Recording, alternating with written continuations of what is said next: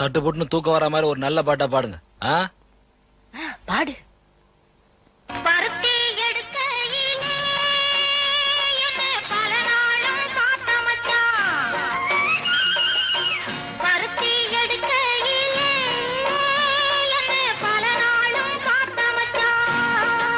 நிறுத்து. ஏண்டி என்னைக்கு நான் உன்னை பருத்தி காட்டுல பார்த்தேன்? ஏண்டி ராத்திரில அண்ட புழுக்கு புழுக்குற? பாத பக்கம் எங்க நீ பாடு.